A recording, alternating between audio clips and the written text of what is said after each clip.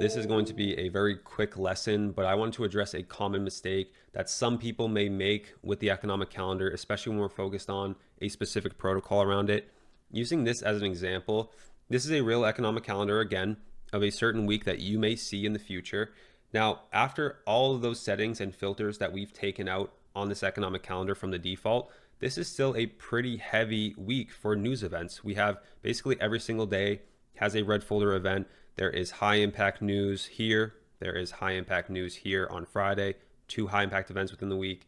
Each day is having something going on. So it's easy to make the assumption when you look at this that this week is only going to make large price moves. It's only going to make expansions. And we want to be really eager to put on a trade in a week like this. That is what we want to avoid.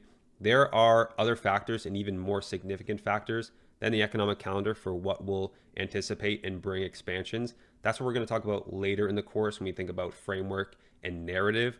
That's really where our focus is. When it comes to the economic calendar here, it's just like our protocol. We're trying to manage risk.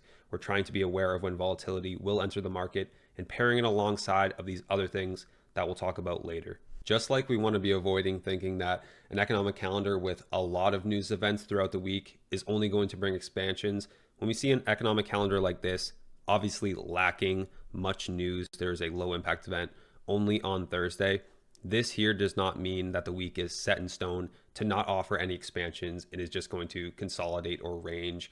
This is still going to offer potential expansions. It's just that the protocol is very simple. You only need to know that 8:30 on Thursday is going to bring volatility. There's no reason to be avoiding anything, no concern with risk management on the economic calendar. You would just be following the protocol, but not making an assumption that a week like this cannot expand.